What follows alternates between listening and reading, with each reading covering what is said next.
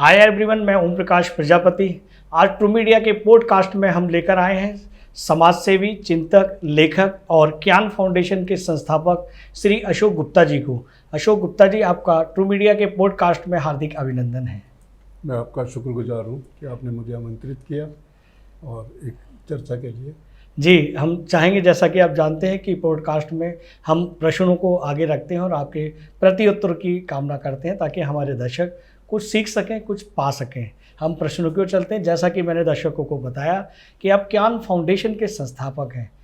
ज्ञान फाउंडेशन के उद्देश्य क्या हैं? ज्ञान फाउंडेशन क्या कार्य करता है, हमारे दर्शकों को बताएं ताकि हमारे दर्शक भी उसका लाभ उठा सकें। सबसे पहले तो मैं सभी दर्शकों का अभिनंदन करूंगा जी जी, और आपका भी, क्योंकि आपने मुझे मौका दिया। जी जी जी जी, और उसके लिए मैं आपका शुक्रगुजार हूँ। जी जी जी जी।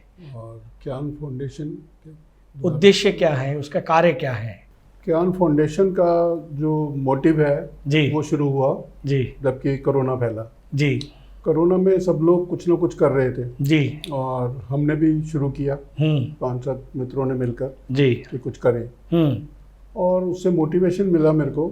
जैसे कि गाजीपुर मंडी है, जी, गाजीपुर मंडी के अंदर हम जब लोग जा रहे थे, मंडी के बाहर फ्लाईओवर है, जी जी जी, फ्लाईओवर पे एक बच्ची थी जिसने स्कूटी ली हुई थी और उसमें कुछ दो उसकी एक मतलब एक उसकी फ्रेंड और होगी साथ में। तो उन्होंने कुछ बिस्किट के पैकेट्स लिए हुए थे, कुछ फ्रूटीज ली हुई थी। जी, जो पैदल लोग मार्च जा रहे थे बच्चे, उन बच्चों को फ्रूटी और वो दे रहे थे, फ्री डिस्ट्रीब्यूट कर रहे थे। जी कोरोना जी के कारण। जी जी जी जी, तो मुझे बड़ा अच्छा लगा कि छोटी सी बच्ची इतना कर रही है तो हमें भी कुछ करना चाहिए। उसकी एक्टिविटी आपको प्रेरणा देगी।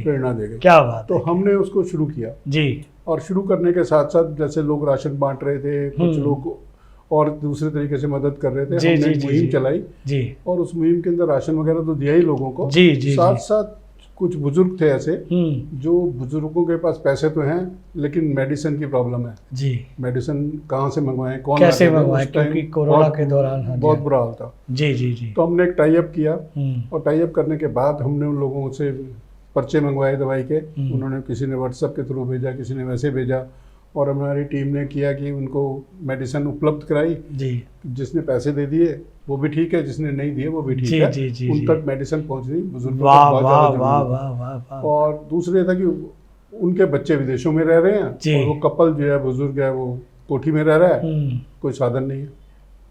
इस दौरान हमारे साथ एक और हादसा हुआ, हादसा ही कहूँगा मैं उसको, जी। कि एक मोबाइल पर उसको फेसबुक पे कोई बच्ची जुड़ी हुई होगी और उस बच्ची ने जैसे कि मैसेंजर पे आके हेलो हाय की और उसके बाद उसने कहा कि मैं कलकत्ता में हूँ। जैसे नॉर्मली आदमी पूछता है कि क्या हाल है, जी जी, उन्होंने हमारा हाल पूछा, हमने उसका हाल पूछा।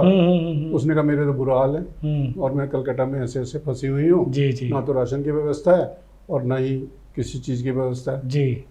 अब थोड़ी सी दुविधा हुई, कलकत्ता है, सच बोल रही है कि झूठ बोल रही है। बिल्कुल सही बात है। तो हमने उसके राशन की दुकान वाले से बात की, उसको यहाँ से पेमेंट भेजी, उस बच्ची को राशन मुहैया हुआ। वाह वाह। और उसके बाद जो है कुछ दिन बाद फिर उसका आया कि सिलेंडर खत्म हो गया।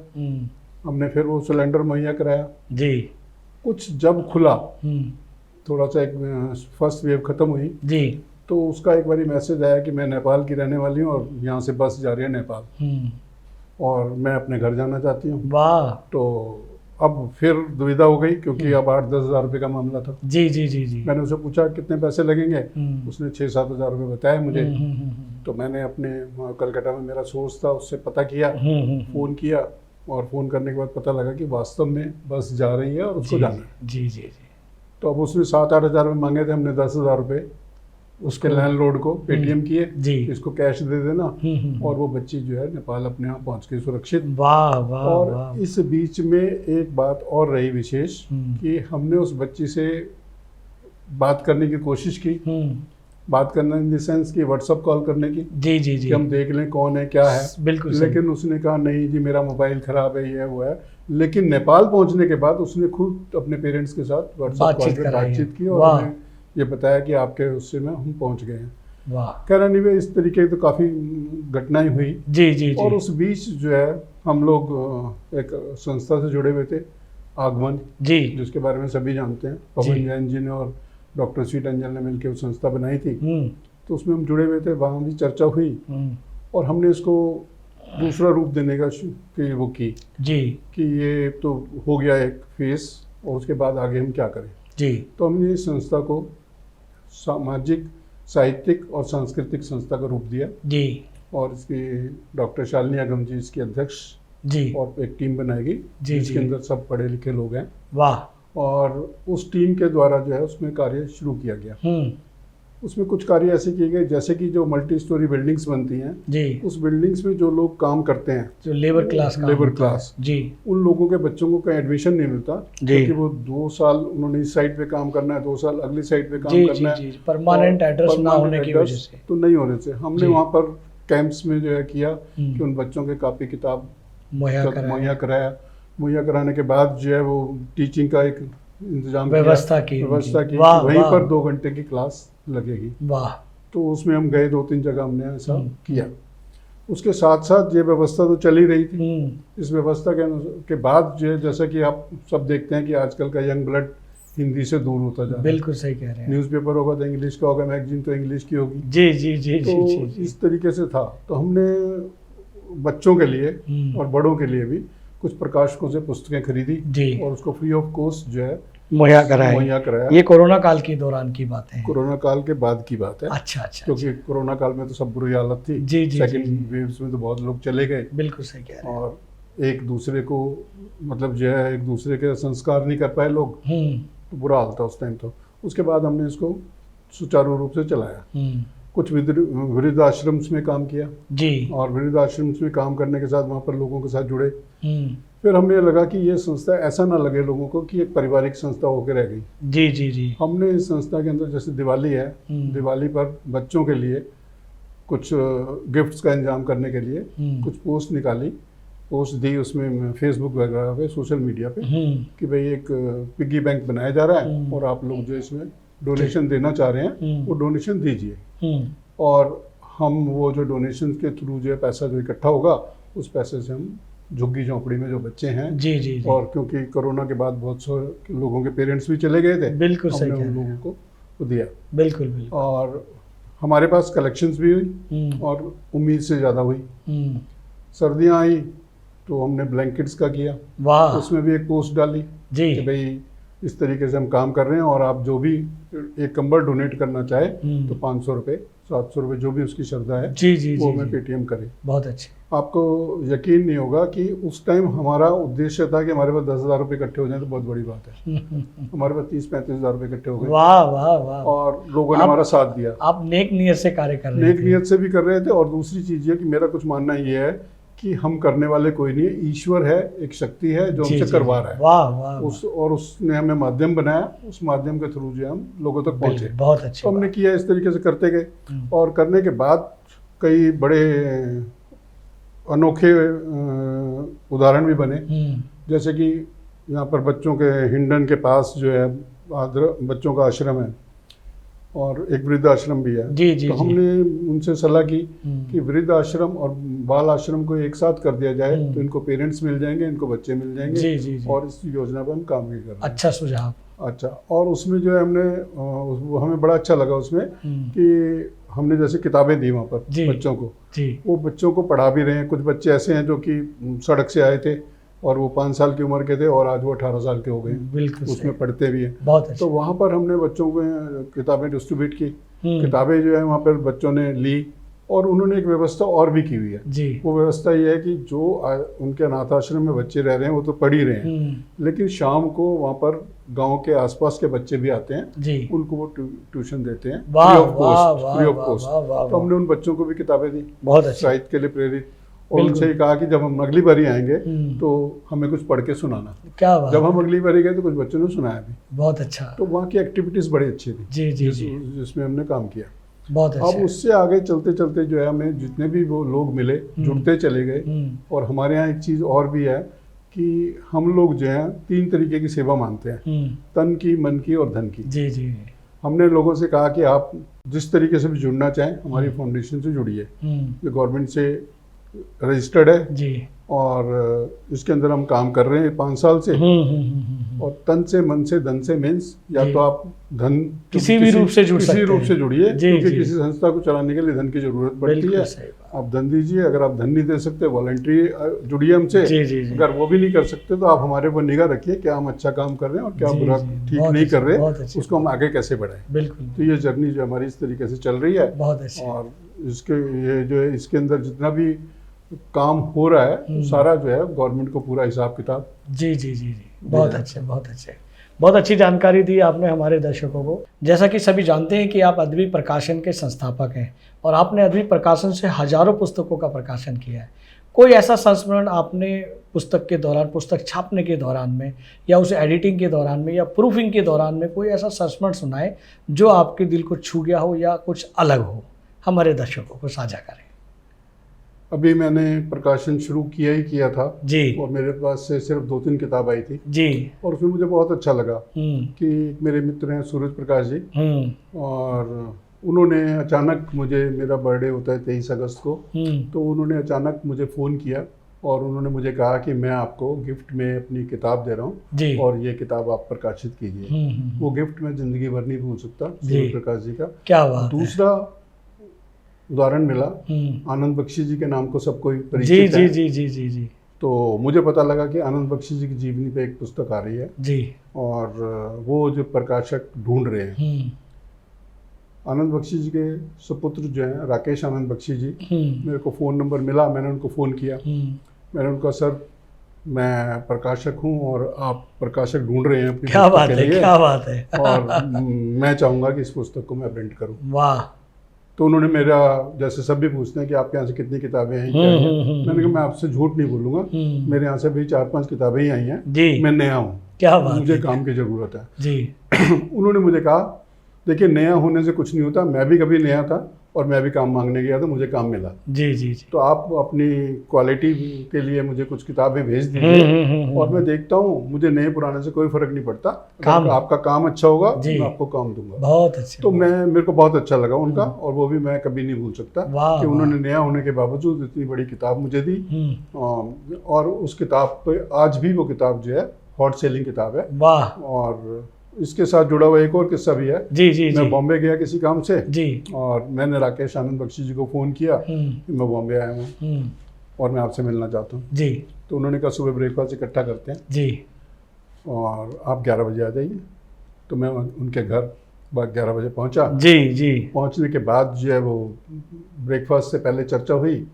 उन्होंने आनंद बख्शी जी का 2 कमरों में म्यूजियम बनाया हुआ है जी, जिसके अंदर जो सामान आनंद बख्शी जी लेके चले थे जब वो पंजाब से सफर के लिए निकले थे जी जी, तो एक अटैच बक्सा था जैसे कि पहले लोहे का बक्सा होता, वो बक्सा लेके आए थे। वो बक्सा भी रखा हुआ था, टाइप राइटर जिसपे वो टाइप करते थे, पुराने तरह का टाइप राइटर वो रखा हुआ था।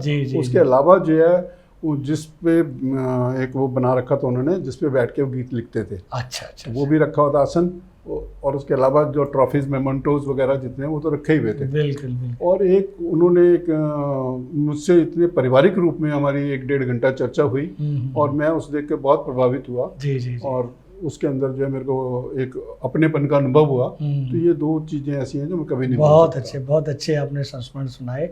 हम आगे बढ़ते हैं, जैसा कि अभी आप हमें अनाथ आश्रम और वृद्धाश्रम और बच्चों के आश्रम की बात कर रहे थे, तो हम ये जानना चाहते हैं कि वर्तमान की स्थिति में जो वृद्धाश्रम है उनकी संख्या बढ़ती जा रही है, ऐसा क्यों हो रहा है? बल्कि हमारे वृद्ध जो हैं, जो हमारे पूजनीय जो हैं, जो हमारे दादा दादी या माता पिता हैं, उन्हें हमारे साथ होना चाहिए, हमारे घर में होना चाहिए, लेकिन उसके बावजूद भी उनकी संख्या, उनमें रहने वालों की संख्या बढ़ती जा रही है और उसमें भी वृद्ध आश्रमों की संख्या दिन प्रतिदिन बढ़ती जा रही है। ऐसा क्यों हो रहा है? क्या ज़रूरत है वृद्ध आश्रम की? देखिए, इसमें जो है हमारी गलती है जी, जो ये वृद्धाश्रम बन रहे हैं उसमें हमारी गलती है जी। उसकी वजह है जी कि मैंने कई चीज़ें देखी जी। जब बच्चे की हम शादी करते हैं और बच्चा शादी के बाद अपने घर आता है अपनी पत्नी समेत, तो हमारी तरफ से कुछ बंदिशें लगाई जाती हैं उनके ऊपर जी। जैसे कि खासकर लेडीज़ में होता है जी कि माफ़ी के साथ कहूँगा ये बात, तो लेडीज़ में होता है कि वो बहू आई है तो उसको जीन्स टॉप नहीं पहनना, उसको साड़ी पहननी है, उसको ये पहनना है, उसको इस दायरे में रहना है जी जी जी। उस टाइम ये भूल जाते हैं कि बुढ़ापे में इस बच्ची ने मेरे साथ खड़ा होना है जी। ठीक है। और जब हम उसके साथ व्यवहार ऐसा करते हैं, अब हमारा क्योंकि हम जो तंदुरुस्त हैं और उस टाइम हमारी चल रही है, तो हम उनके साथ ऐसा व्यवहार करते हैं परायों वाला जी। और जब उनको मौका मिलता है हम बुजुर्ग हो जाते हैं जी। जब हम बुजुर्ग हो जाते हैं तो वो बातें उनके दिमाग में घूमती रहती हैं कि ऐसा हुआ था। देखिए इसमें मैं एक आपको उदाहरण दूंगा। जी जी जी। एक बुजुर्ग हस्बैंड वाइफ रहते थे जी, और रहते थे तो जो भी उनके घर में आता था जी जी, तो अपने बेटे बहू की बुराई करते थे जी, कि हमें दवाई नहीं मिल रही, हमें खाना टाइम पे नहीं मिल रहा, हमें टीवी चलाने नहीं देते हैं, तो पानी देते नहीं है। तो वो जो भी उनकी शिकायतें थी, तो एक भला आदमी भी आ गया, उनसे भी शिकायत की उनकी। तो उन्होंने कहा 2 चीज़ें कहूँ। कहने क्या आपको पेंशन मिलती है? कहा जी हाँ मिलती है। तो दवाई वाले का फ़ोन नंबर रखो ना भाई, आप उसको फ़ोन करो, वो मेडिसिन आपको घर दे जाएगा। बिल्कुल सही। जब बच्चों का पढ़ने का टाइम है आप टीवी को स्लो चलाओ, जब आप टीवी स्लो चलाओगे तो आपको कोई नहीं कहेगा। बढ़िया बढ़िया। तीसरी चीज़ ये कि जब वो जो मैंने पहले आपसे कहा कि जब बहू घर में आई थी तब आपको नहीं पता था, आप उसमें इतनी बंदिशें लगा रही थी कि बुढ़ापे में इसने आपके काम आना है। बिल्कुल बिल्कुल सही बात। बेटे से ज़्यादा बहू ने काम आना है। उस जवानी में और ऐसे जो अभिभावक होते हैं भूल जाते हैं। जैसे दूसरी चीज़ ये है, इसमें मैं अपने ऊपर उदाहरण दूंगा जी। मैंने बेटे की शादी की, बहू आई घर में, सबसे पहले तो मैंने उसको कभी बहू माना नहीं, बेटी माना।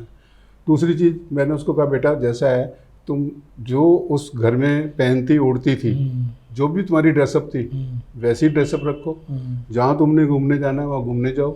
हमें ये पता होना चाहिए कि आप इतने बजे जा रहे हो और इतने बजे वापस आना है, जिससे हम आपकी वेट करें। बिल्कुल सही। और ये सोच के जो हमने वो किया कि ये दिक्कत नहीं होनी चाहिए। वृद्धाश्रम के बढ़ने की जो पड़ रही है इस टाइम, हालात हो रहे हैं, उसकी वजह है कि हर आदमी अपने आप को इंडिपेंडेंट चाहता है। क्योंकि अगर हम उनके ऊपर बंदिशें चलाएंगे तो नेचुरल है कि वो चाहेंगे, फाइनेंशियली अगर स्ट्रांग है तो वो चाहेंगे कि हम कहीं चले जाएं, सेपरेट रहें और उनकी उसमें कोई विघन ना पड़े। तो इसीलिए वो बच्चे जो हैं दूर हो रहे हैं और बुजुर्ग आश्रम में जा रहे हैं। इसका दूसरा एक और भी है, वो ये है कि इससे कनेक्टेड है कि वो ये है कि जब बच्चे विदेश में एजुकेशन हम दिला रहे हैं, हायर एजुकेशन पे जा रहे हैं, उसको बेटा पढ़, जब उसको कुछ मौका मिलता है विदेश जाने का, जब वो विदेश में जाके अच्छे डॉलर्स या जो भी उनकी करेंसी है कमाने लगते हैं, कुछ दिन तो कनेक्टेड रहते हैं जी, कुछ महीनों कुछ सालों कभी कनेक्टेड रहते हैं। कुछ बच्चे जो करते हैं और उनके पास ऐसे उदाहरण है कि उनके पास बड़ी बड़ी कोठियाँ यहाँ जी, जिस भी दिल्ली में या कहीं पे भी रह रहे हैं, बच्चों के अभिभावकों की कोठियाँ हैं और वो डॉलर्स भेज रहे हैं। पैसे की कोई कमी नहीं है जी, लेकिन कमी है अपनेपन की, उस छुअन की जो कि बचपन में उसको मिलते थे। वाह वाह, बहुत अच्छी अब वो कमी है। अब उसके अंदर उन्होंने, क्योंकि वहाँ की अपनी लाइफ है और उस लाइफ के अंदर व्यस्तताएं भी है। और दूसरी चीज़ ये है कि मैंने ऐसे भी लोग देखे हैं कि वो वहाँ से, अब तो खैर इंटरनेट का ज़माना ज़्यादा आ गया और उसके अंदर ऑनलाइन घर से भी काम कर सकते हैं, वर्क फ्रॉम होम कर सकते हैं। ये भी प्रक्रिया है, दिल्ली इंडिया में रहकर भी कर सकते हैं। लेकिन ये व्यवस्था जब नहीं थी तो मैंने ऐसे भी उदाहरण देखे हैं कि ग्रैंडफादर की डेथ हो गई, बच्चा वहाँ से आया और उसने दाग के टाइम तो था, 13वीं के टाइम नहीं था क्योंकि वहाँ से छुट्टियाँ नहीं मिल रही जी। अब वो जॉब तो छोड़ नहीं सकता। बिल्कुल सही बात। तो उसका वो रहा। अब अगला जो इसके अंदर है कि वो जब वृद्धाश्रम का है कि अब कुछ वीआईपी वृद्धाश्रम बन गए हैं जो कि बहुत 5 स्टार वाली सुविधाएं हैं उसमें जी। और वो वृद्ध जानबूझ के कपल या वृद्ध जो है वहाँ जाके रह रहे हैं। अच्छा। और वो अच्छी जगह बने हैं, मथुरा में भी बने हुए हैं और भी जगह बने हुए, नागपुर में बने हुए हैं, कई जगह बने हुए हैं जो 5 स्टार से कम सुविधाएं नहीं है जी। उनकी भी है कि अकेलापन से दूर ना हो जाए, अकेलापन से अच्छा है कि हमारे साथी मिलेंगे, हमारे साथी मिलेंगे, वहाँ पर बहुत सारे लोग रह रहे हैं और वो जो है उनके पास बहुत सारी फैसिलिटीज हैं जी। वीकेंड पे वो उनको घुमाने ले जाते हैं जी। और पारिवारिक व्यवस्था बनाई हुई है, हॉस्पिटलिटी की भी सुविधा है जी, किसी चीज की कोई कमी नहीं है। क्या बात है। तो वो अब उनके बच्चे वहाँ से पेमेंट्स भेजते हैं जी और वो साल में एक आध बारी जब आते हैं तो मिलते हैं। बहुत अच्छी। लेकिन वो पुराने वाले जो उदाहरण है ना जी कि भाई वो निकाल दिया कर दिया, ये तो अब 10-5% रह गया, नहीं तो ऐसा नहीं है मेरा, जहाँ तक मेरी जानकारी कि अब अब ऐसा नहीं है, अब लोग अपनी मर्जी से भी जा रहे हैं। बहुत अच्छा, हमें जो कंपनी मिलेगी। जी जी जी। और दूसरी चीज़, अगर आप बाधा बनोगे तो व्यवहारिक है, संसारिक है, मक्खी की तरह आपको हटा जाएगा, नहीं तो आप हट जाओगे, तब तक सहन करोगे। चलिए, जैसा भी आपने हमारे दर्शकों को बताया कि जो युवा कपल्स होते हैं और जो अभिभावकों से किसी वजह से उनकी बनती नहीं है और दोनों ही वर्किंग होते हैं, वो अपने अलग रहने लगते हैं। लेकिन एक और चीज़ सामने आई है कि जब वो कपल्स, जो युवा कपल जो नौकरी पेशा है, वो जब काम करता है और उस दौरान उनके जो छोटे बच्चे होते हैं, उनकी जो पीढ़ी, भावी पीढ़ी होती है, वो घर पर अकेली नहीं रह सकती, तो वो अभिभावक अपने बच्चों को शिशु पालना गृह में छोड़ आते हैं। वो ठीक है, वहाँ उनको वो सुविधाएं मिलेंगी, जैसा आपने बताया कि 5 स्टार जो हमारे बुजुर्ग हैं उनको वो सारी सुविधाएं मिलती हैं। लेकिन उन बच्चों को भी चलिए ठीक है, केयर टेकर मिल जाते हैं, उनको साफ़ सफाई, खाना और उनका जो भी पालन पोषण है वो करते हैं, केयर टेकर करती है। लेकिन जो उनको महत्वपूर्ण चीज़ की आवश्यकता है, जिसे हम कहते हैं संस्कार, भारतीय संस्कार या भारतीय संस्कृति या अपनत्व का प्यार या जो छुअन माता पिता की, तो वो बच्चे माता पिता, माँ का प्यार कैसे ग्रहण करेंगे, दादा दादी का प्यार कैसे ग्रहण करेंगे या अपनत्व का कैसे करेंगे।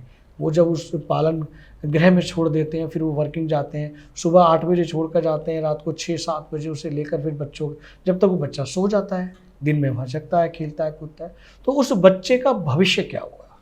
देखिए, इस चीज़ के अंदर भी हम लोग खुद जिम्मेवार हैं जी। उसकी वजह यह है कि जो कि समाज के अंदर एक व्यवस्था चल रही थी संयुक्त परिवार की, संयुक्त परिवार की व्यवस्था से हम लोग बाहर निकलने लगे। और जब बाहर निकलने लगे तो 2 में से एक ही चीज़ हो सकती है, या तो आप बच्चे को कर सकते हो जी, और या जो है आप पैसा कमा सकते हो जी। अब इस सब के लिए जो है संयुक्त परिवार की व्यवस्था जरूरी है जी। और इसके लिए जितनी भी वो की जाए, जैसे कि मैंने अपने बच्चे की शादी की, जब रिश्ते की बातचीत चल रही थी तो मेरी फ़ोन पे बात होती थी या किसी से होती थी, बच्चा वेल सेटल्ड है, अच्छा कमा रहा है, मैं उनको ये कहता था कि अगर मुफ्त के चौकीदार चाहिए तो हमें हस्बैंड वाइफ, और अगर आपको वैसे चौकीदार पेड रखने हैं तो बच्चा इतना कमा रहा है, आप पेड चौकीदार रखिए और जो भी आप करना चाहें करें, हमें कोई दिक्कत नहीं है। अगर मुफ्त के चाहिए तो हमें, और वही हमारे यहाँ व्यवस्था रही कि भाई नहीं, वो ठीक है। आपने अपने संयुक्त परिवार, माफी चाहूंगा जी, संयुक्त परिवार की जो व्यवस्था पुरानी चली आ रही थी जी, उसकी वजह ये थी जी जी जी, इसमें बहुत सारी चीजें हैं। संयुक्त परिवार की जो व्यवस्था चली आ रही थी, अगर उस व्यवस्था से देखिए भगवान की बनाई हुई व्यवस्था थी, बिल्कुल, जिसको हमने बिगाड़ा है जी जी जी, उसकी वजह ये रही है कि अपनी मनमानी करने के लिए हम अलग होते चले गए। जी जी जी जी। ऐसा भी था कि पहले हमारे ग्रैंडफादर मान लो 5 भाई थे जी, और एक घर में रहते थे, वो व्यवस्था चल रही थी जी जी जी। उस व्यवस्था के अंदर चेंज आया कि हमारे फादर अलग रहने लगे जी जी। अब उस व्यवस्था के अंदर उसके बावजूद ही वो परिवार संयुक्त रहता था, एकल नहीं रहता था, संयुक्त रहता था। उसके भले ही चूल्हे अलग अलग बन रहे हैं, खाना अलग अलग बन रहा है, लेकिन मानसिक रूप से साथ रहते थे, शारीरिक अलग अलग कमरों में हुआ। लेकिन आज ऐसा नहीं हो रहा है। और जो बच्चे, मैं ज़्यादातर समाचार पत्रों में पढ़ता हूँ कि छोटे बच्चों को परिवार, अभिभावक उनको छोड़कर डे केयर में और अपनी जॉब पर जाते हैं, लेकिन उन बच्चों के साथ क्या होता है, उस छोटी छोटी बेटियों के लिए उन्हें क्या सिखाया जा रहा है, क्या वो सीख रही हैं, वो तो हमें नहीं पता। भले ही वो CCTV के उसमें रहें, लेकिन जो बच्चे के दिमाग में जो मेमोरी होती है वो एकदम खाली टेप रिकॉर्ड की तरह होती है, उसमें भरा जाता है बच्चे, ये इसलिए होता है, इसके खाने से ये होता है, ये मीठा होता है, ये अंगूर होता है, ये फलानी चीज़ होती है। तो वो बच्चे के सीखने की उम्र होती है और उस समय ना तो दादा दादी होते हैं, ना माता पिता होते हैं, ना ही कोई परिवार का होता है। तो क्या वो हमारे संस्कार उसमें जा पाएंगे? देखिए, जहाँ तक सवाल है कि डे केयर की व्यवस्था जी, ये मेरी जहाँ तक जानकारी है जी, ये कम होती जा रही है डे केयर की व्यवस्था। अच्छा, उसकी वजह है कि जब फाइनेंशियल स्ट्रांग होते हैं तो वो एक आया या मेड घर में रख लेते हैं कि वो बच्चे का ध्यान रखेगी। ठीक है, और बच्चे को का फ्यूचर के लिए उसके जो भी खिलौने वगैरह जो भी है उसका सबका ध्यान रखेंगे। और पेरेंट्स जो है वो कैमरा लगाया हुआ है और अपने मोबाइल से कनेक्टेड है, बच्चे की वो देखते रहते हैं। उसके बाद भी कुछ मिसहैपनिंग हो जाती है जी जी जी। और जब से ये आधुनिक युग आया है कैमरे का और इसका, जब से कम हो गया है क्योंकि वो मोबाइल में आप देख रहे हैं कि मैं आपका बच्चा क्या कर रहा है, मेड क्या कर रही है जी जी जी, क्या हो रहा है। पहले ऐसी दुर्घटनाएं हुई हैं कि वो पेरेंट्स तो चले गए और उसने बच्चे को कुछ नींद की दवाई या कुछ चटा दिया, बच्चा सो गया। और जो आप जानते हैं आजकल के हालात, बहुत सारी घटनाएं बनी है। सही उसके अलावा भी है कि बच्चा ऐसा भी देखा गया, किसी भिखारी को किराए पे दे दिया और रेड लाइट पे जो से भीख मंगवा रहे हैं, तो पकड़े भी गए। बहुत सारे ऐसे लेकिन घटनाएं इस सब के बावजूद भी व्यवस्थाएं सुधर रही हैं, लोगों की के अंदर जागरूकता आ रही है और कुछ लोग संयुक्त परिवार की तरह दोबारा बढ़ रहे हैं। बहुत अच्छी बात, बहुत अच्छी बात। और जहाँ तक सवाल ये है कि जहाँ पर अच्छाई होगी बुराई भी होगी, लेकिन मैं एक बात अपने श्रोताओं को बड़े उससे आदर से कहना चाहूँगा, जिस दिन हमारे यहाँ व्यवस्था के अंदर, सृष्टि के अंदर 51% बेईमान हो जाएंगे, सृष्टि खत्म हो जाएगी। आज भी 60% अच्छे लोग हैं। वाह! लेकिन हम अच्छे होंगे तो हमें अच्छे मिलेंगे। बहुत अच्छे, बहुत अच्छी जानकारी दी है। जैसे हम होते हैं वैसे ही लोग हमें मिलते हैं, वैसा ही परिवेश आसपास बन जाता है। हम चलते चलते आपसे एक और आखिरी प्रश्न करेंगे कि आप अपने अनुभव के हिसाब से, जैसा कि मैंने आपके बारे में बताया दर्शकों को कि आप सामाजिक चिंतक भी हैं, हमारे देश के युवाओं को क्या संदेश देना चाहेंगे? देखिए, देश के युवा जो भी कर रहे हैं, क्योंकि समझ जो है एक पीढ़ी बदल रही है जी, और जब दो पीढ़ियां आमने सामने खड़ी होती हैं तो उनके विचारों में कुछ ना कुछ फर्क होता है जी। पहली पीढ़ी हमारे से पुरानी पीढ़ी थी, वो उसके विचार अलग थे। हमारी पीढ़ी है, उसके विचार अलग हैं। नेक्स्ट पीढ़ी है, उसके विचार अलग हैं, बिल्कुल हर चीज़ के मामले में। लेकिन अगर जैसे कि आपने अभी एक श्रृंखला चलाई है जी, इस श्रृंखला से अगर लोग सीखना चाहेंगे तो बहुत कुछ सीख सकते हैं। बहुत अच्छे सब लोगों के अनुभवी लोग आ रहे हैं जी जी जी जी, अनुभव वो अपने कर रहे हैं। ट्रू मीडिया पॉडकास्ट में आप जैसे ही बुद्धिजीवी वर्ग आ रहा है। तो अब इसके अंदर मैं अपना एक उदाहरण देना चाहूँगा जी, शायद वो अलग हटके है लेकिन मैं देना चाहूँगा जी जी जी जी। जब हम बड़े हुए और बड़े होने के बाद जो है हमने अपने पैरों पे खड़े हुए जी, और तो समस्या तो थी क्योंकि वो वाले हालात नहीं रहे कि एक जना कमाए और 6 जने या 8 जनों का परिवार चल जाए जी जी, क्योंकि जो भी हालात हैं सबको पता है। तो स्ट्रगल का टाइम था जी, बच्चों ने काम करना शुरू किया और मेरे बीच वाले बेटे ने गाड़ी ली थी ऑल्टो जी, वो मोस्टली मैं ही चलाता था जी, और छोटे बेटे ने होंडा सिटी ली जी, लेकिन मेरे पास बाइक थी अपनी जी जी जी जी जी। तो एक दिन छोटे बेटे का फोन आया मुझे, कहना पापा क्या कर रहे हो? मैंने कहा बेटा बता। कहने लगा कि ओखला में ना आप वहाँ मिल जाओ मेरे को। मैंने क्या हो गया? कहना बहुत ज़रूरी काम है। तो उसने ओखला मुझे बुलाया टाटा के शोरूम पर जी, और उसने मुझे कहा कि जोन सी गाड़ी पसंद है गाड़ी ले लो। वाह। और मुझे पसंद नहीं है कि मेरा बाप बाइक पे चले और मैं कार पर चलूं। क्या बात है, बहुत अच्छी। तो एक जो हमारे यहाँ पारिवारिक चला आ रहा था जी जी, जो संस्कार थे, जो भी कुछ कह रहे जी जी जी जी, तो उसमें कहीं ना कहीं फिट हुए। बहुत अच्छे। और ये बात बताते हुए मुझे गर्व होता है, जबकि मेरा फर्ज था उसको गाड़ी लेके देना। बिल्कुल सही बात है, लेकिन व्यवस्था ये आपके संस्कार हैं, ये आपके पारिवारिक संस्कार। ठीक है, तो ये है। अब जो आजकल की पीढ़ी है जी, अब सीखने के लिए तो वो आजकल व्हाट्सएप ग्रुप चल रहे हैं जो कि अच्छा और बुरा दोनों सिखा रहे हैं, बुरा ज़्यादा सिखा रहे हैं, अच्छा कम सिखा रहे हैं। फेसबुक है जी, वो भी डिजिटल मीडिया में सब कुछ है, सोशल मीडिया पे है। और सोशल मीडिया में जो भी कुछ चल रहा है मैं उसका विरोध नहीं कर रहा, लेकिन हमारी मर्जी है कि हम उससे क्या अच्छा लेके जाएंगे, क्या ग्रहण करेंगे, अच्छा करेंगे या बुरा करेंगे। बिल्कुल बिल्कुल। तो मेरा तो जो भी नई पीढ़ी है उनसे यही है कि पेरेंट्स से जो संस्कार मिले आपको जी जी, अगर आप उसको बढ़ा नहीं सकते तो कृपया उसको कम मत होने दो, कम ना होने दे, कम मत होने दो। वाह वाह वाह। तो इससे ही सीखने का मौका है। और अंत में मैं आपका आभार प्रकट करूंगा कि आपने मुझे मौका दिया अपने विचार प्रकट करने का। अशोक गुप्ता जी, आपने ट्रू मीडिया पॉडकास्ट के लिए अपना बेशकीमती समय दिया, उसके लिए आपका बहुत आभार। शुक्रिया। अगर आप ये वीडियो YouTube पर देख रहे हैं तो हमारे चैनल को सब्सक्राइब करें और बेल आइकन को दबाना ना भूलें। अगर आप Facebook पर ये वीडियो देख रहे हैं तो हमारे पेज को लाइक करें।